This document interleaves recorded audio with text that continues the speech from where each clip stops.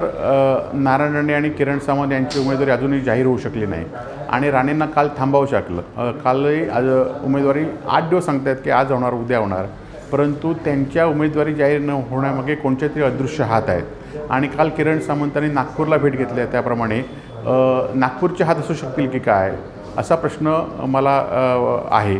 आणि त्यामुळेच राणेंनी आता 8-10 दिवस उमेदवार झाल्यानंतर ही उमेदवारी घेऊ नये अशी माझी त्यांना विनंती आहे. खासदार विनायक राऊत हे तिसऱ्यांदा या विभागाचे खासदार म्हणून अर्ज दाखल करणार आहेत. अत्यंत लोकप्रिय खासदार म्हणून त्यांचा परिचय आहे. त्यामुळे यावेळीसुद्धा काँग्रेस, राष्ट्रवादी काँग्रेस आणि उद्धव बाळासाहेब ठाकरे शिवसेना यांच्या वतीने आणि यांच्या पदाधिकाऱ्यांच्या उत्साहामध्ये आम्ही उमेदवारी अर्ज दाखल करणार आहोत.